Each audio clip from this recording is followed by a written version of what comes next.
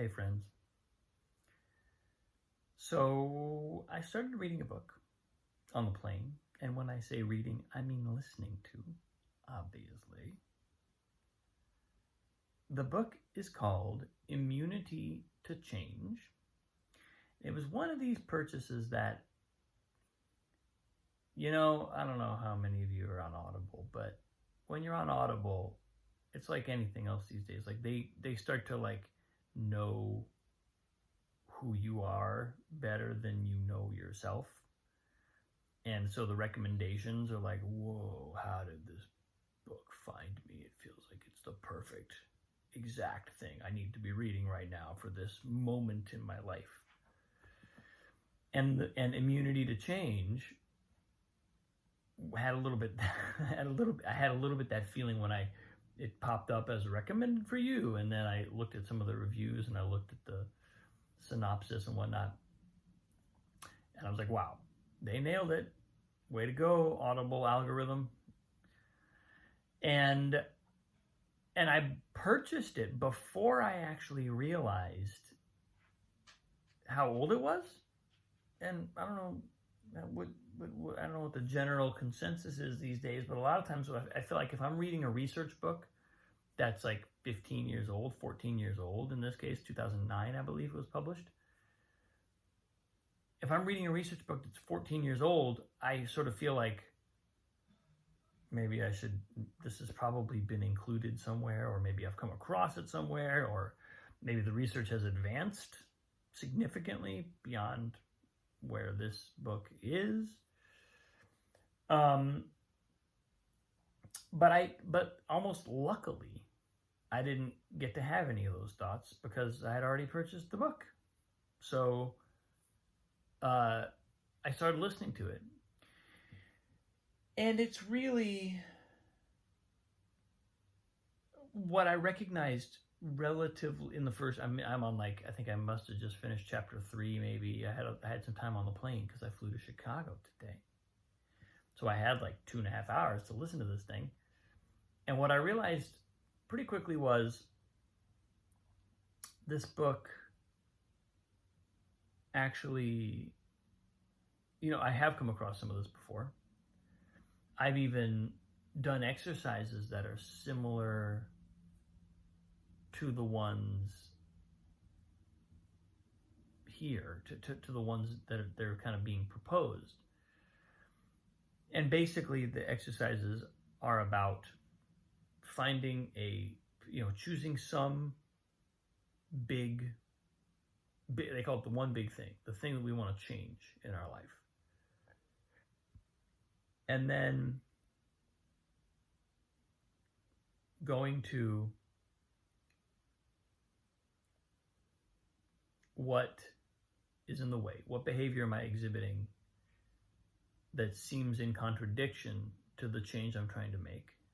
Right? That's category 1, category 2. 1 is the change I'm trying to make. 2 is the behavior that feels like it's in contradiction to that.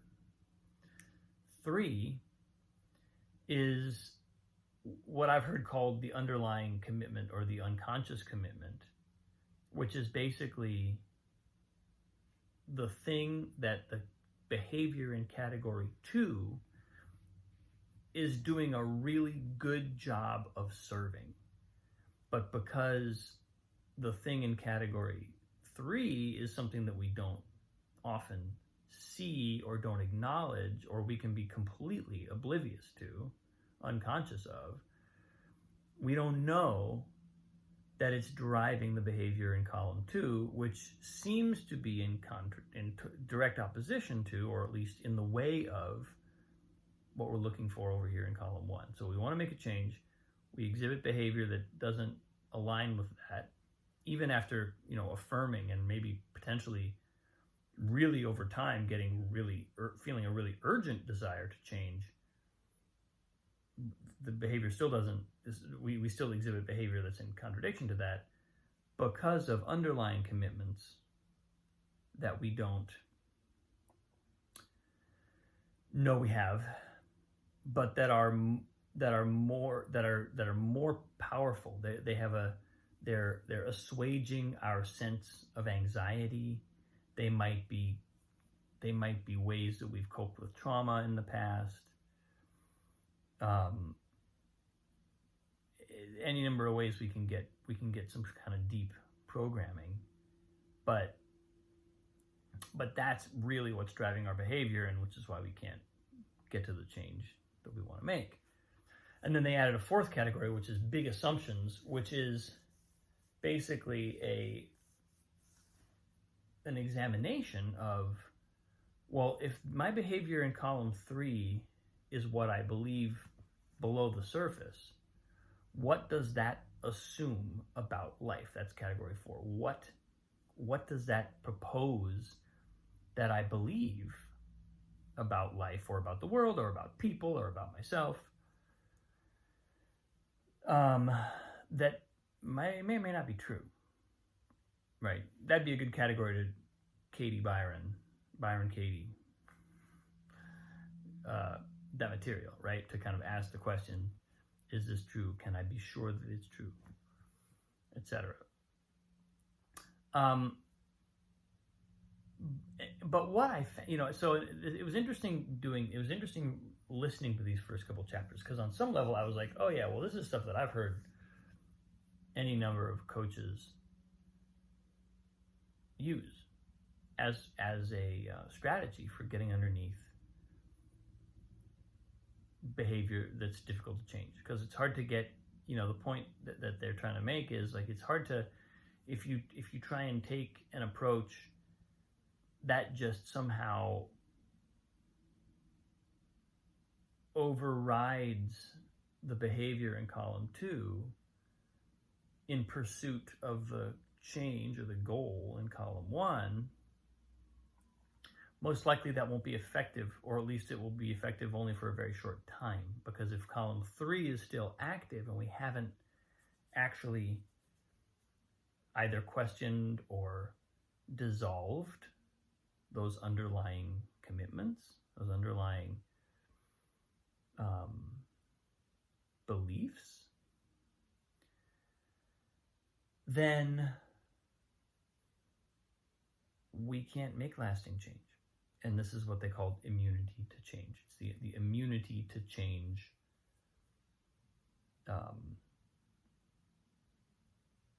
conundrum. And they really describe it like it's an immune system, like it's designed to fend off, to defend against invading forms of thought or behavior that might compromise the structure of that column 3 has kind of locked down, which is protecting us from our historical fear or our historical trauma, pain, whatever. And all of that was, all of that was kind of a review of stuff that I have experienced before and talked about before. And it doesn't mean it wasn't helpful. It actually was, and I'm actually kind of glad, even though I've had coaches even like use this with me. I was glad that I was going kind of what feels like straight to the source. This book and these authors, Robert Keegan and Lisa Laskow Lahey, I believe, they feel like they're maybe the progenitors of this approach, this kind of 4-column, breaking things down into the columns and then really kind of getting underneath our subconscious beliefs to try and make them conscious. They talk about every time you want to expand the complexity of your mind, if you want to keep evolving, you have to take aspects of your meaning making and move them from unconscious to conscious. Move them from subject, in other words, the lens through which I see the world, to object, which is objects in the world. And the more and more of the self that becomes object, the more and more conscious we become, and the smaller and smaller becomes our blind spot, because more and more of ourself becomes visible to ourself. again, a lot of this was kind of review for me, but it was really just they've written it. This book is structured and it's constructed and written in a way that's it's more than review. It's consolidating my understanding and sort of like really clarifying some of the principles here and some of the categories here for me. But then they talked about something which really sparked a kind of a chord with me. Sparked a chord? Did it strike a chord or spark a chord? I think it sparked a chord with me. There were sparks flying out of the chord. when they mentioned that there are certain types of events that are the best possible tools for creating higher development, for creating ongoing development. And basically what they're talking about is shifting a worldview. If we want to shift our worldview and or our self-view, if we want our mind to expand and to become more capable, more free, more conscious beings, there are certain types of events which are almost kind of required for this. And they labeled these events optimal conflict. Optimal conflict, which basically means a form of conflict, because whenever we want to change something that on some level, and especially if we want to make a change and there is subconscious resistance to that change, right? If we have a column 1 and a column 3 and they're not in line, there's going to be conflict.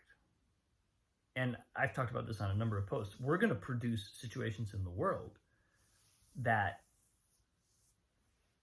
either affirm our column 3 beliefs and just kind of keep us there, and or if our deeper purpose is to evolve, then we're going to keep sort of bumping up against situations that put these two categories into conflict so that we have the opportunity to unearth what's going on. And they said optimal conflict is basically a kind of conflict where the stakes are high, there's urgency, we have to deal with it. There's support in place to enable us to deal with the conflict. In other words, we're not overwhelmed by the conflict. We have support structures in place to enable us to manage it in an effective way. And there are structures in place that, and or the conflict is persistent enough or acute enough or simply the circumstances are such that we can't avoid the conflict. We can't just escape from it, which is what we generally are going to try to do, right? Something comes at us and it wants us to change our worldview in a way that part of us is deathly afraid of doing. We're not going to want to change. We're going to try and run from that unless we're like very poised spiritual beings and we receive this incoming thing and we allow it to destabilize us and make us feel totally vulnerable and totally exposed and potentially give us a real or imagined sense of danger. Unless we can do all that willingly, we're probably going to try and run away, or we're going to try and dismiss or deflect or avoid whatever this conflict is.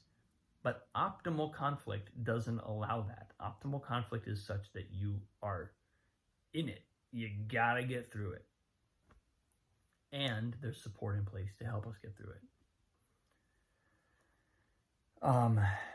And of course, this is all presuming that the change that the conflict is requiring or nudging us towards is actually changing the direction that we want to go, right? There could be conflict that's taking us in a direction we don't want to go, or a conflict that's actually, threatening us with regression. And in that case, our job is to just avoid regressing. But optimal conflict is basically I don't know if test is the right word, but they're these moments of the universe impinging on us in a way that forces us to evolve. And if you saw my post yesterday, and if you've just been following me for even just a few weeks, but probably, especially the last couple of months, you know that I'm kind of in a place where some of that's coming up for me. Some of that is really relevant to me, because I can tell there are changes, and I can tell on some level that I avoid those changes.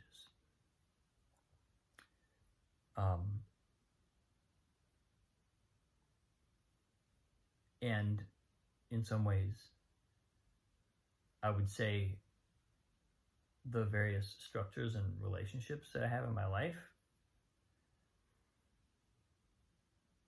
really do feel like optimal conflict. They feel like there's urgency, there's the need for change in a direction I do want to go, clearly, in line with my category 1. There's a fair degree of support. So it's not that I will be crushed by this, or that I have no resources with which to manage or to cope or to engage with this conflict or with this change. And it doesn't look like I'm going to get out of it. It doesn't look like I'm going to just avoid this. I'm probably not going to be able to outrun it. Certainly not forever. And so, I never thought that I would say, oh, I'm so grateful for this conflict in my life. But that's kind of where I've landed. I'm kind of like, oh, this optimal conflict is a tremendous gift in a lot of ways.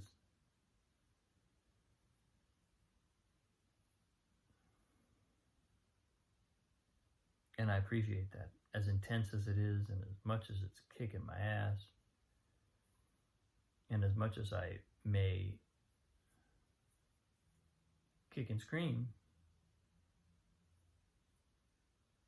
it's actually a tremendous gift.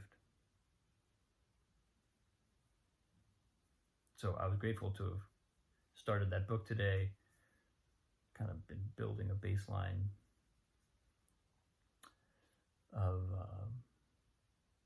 refreshing my vocabulary around this type of stuff, around the self-awareness, and having a lot of what I already understand about the process affirmed by clearly some pretty formidable experts. So that's where I am today, folks. I'm in joyful, optimal conflict. Thanks for watching. Appreciate you. Have a wonderful day. This process will continue. You will hear more.